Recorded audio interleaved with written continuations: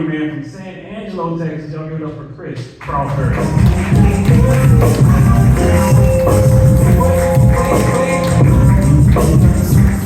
This man said, "Are you ready for me?" And I'll let you know you were never for me. Never ready for me. Because here's the deal, guys, like a curbside prophet. I'm here to preach the good word of the humor. I'm here to make the world shake with laughter.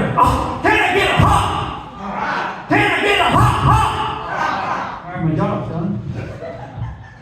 Guys, I am Chris Crawford. I am the corny comedian. Chris Crawford, corny comedian. They call me Chris Crawford, the corny comedian, well, because my name's Chris Crawford.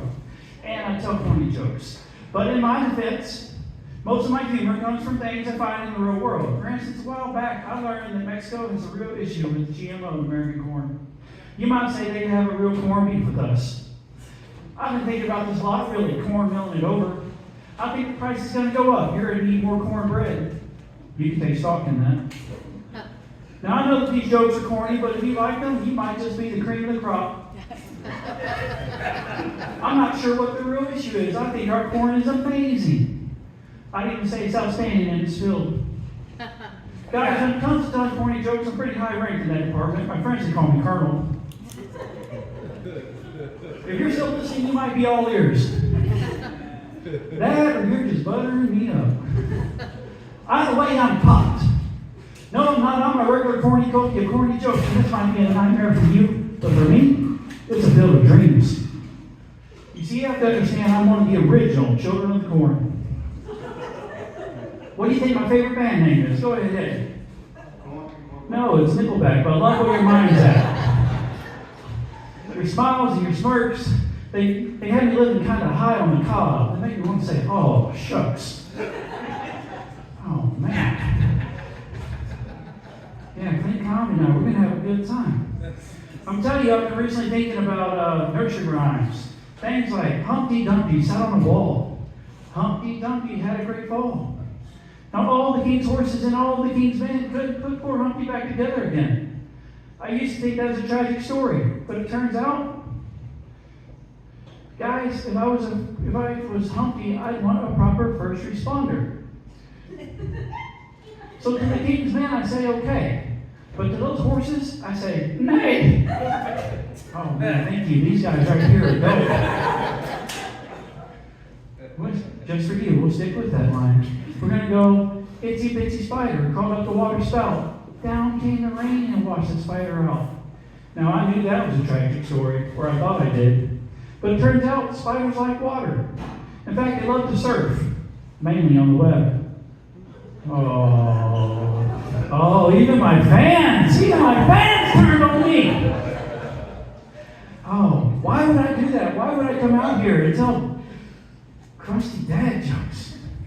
Here's the deal, I'm a dad 4 times over. 4 times. I figured out what caused it.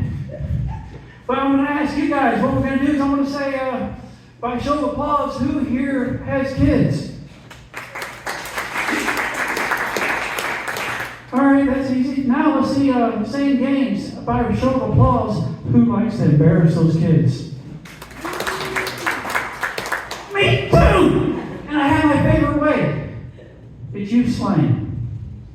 Because if you're old enough to have kids who are old enough to be embarrassed by you, you're too old to use slang. And it's a shame, because we collect it all of our lives. I still use it though. I'll walk in, I'll see my kids sitting on the couch, minding their own business with their friends. And I'll hit them old school. I'll go, what up, my home dog? What's the hat going down on Front Street? What's the 411, yo? They will sigh, their eyes will roll out of their skull. They look at me and they try and hit me old school. They say, Dad, you're so whack. Whack? I can't take that, so I have to hit them back with something more current. I go, 100, no cap, dead ass, on God, for real, straight busting, dial on minute, oh! Am I knockabout.com? Have I no this? This is where they just get up, walk out, slam the door behind them. So much satisfaction! I won. That's all I wanted was to be left alone, damn kids. No, it really is my favorite thing in the world to embarrass my kids using their own language. My favorite instance happened about 3 weeks ago. I walked in, I told my oldest daughter, I said, your eyebrows are on fleek. That means they look good. No cap. That means I'm not lying. She thinks I'm OD, which means I'm overdoing it. I should change my drip, which means stop, Dad. And she hit me with another word, cringe.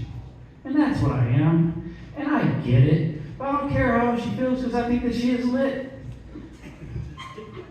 And lit is my favorite of the words that young people use. You see, I'm old enough to have seen its entire evolution. When I was a kid, it was legitimate. And then it was legit. And then it was too legit to quit. Now the kids say lit. For half a second, they touch the word lit. Nobody like that, so went back to lit. And I'm glad they did. You see, compared to lit, I think the lit sounds pretty damn legit. In fact, I'd say it's too legit to quit. It sounds legitimate to me. Come on now.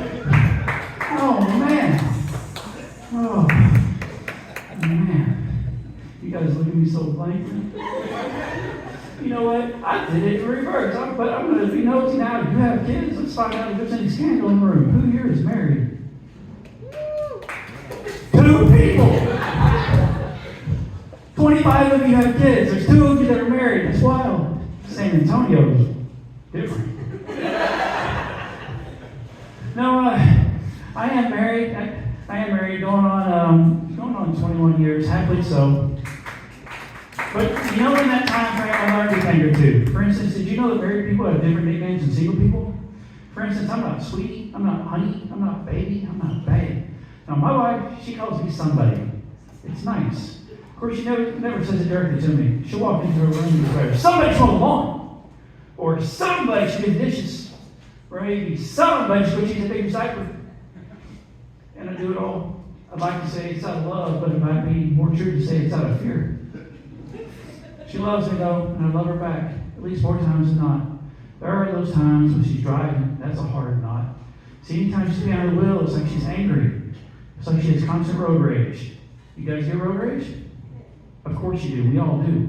But I recently learned something about myself. I'm pretty tolerant of other drivers. What gets under my skin, what gives me road rage, or the other people in my own car. They make me say things like, don't make me come back there! Or I will turn this car around. Of course, my go-to at the moment is, I'll wreck this car right now and end it all!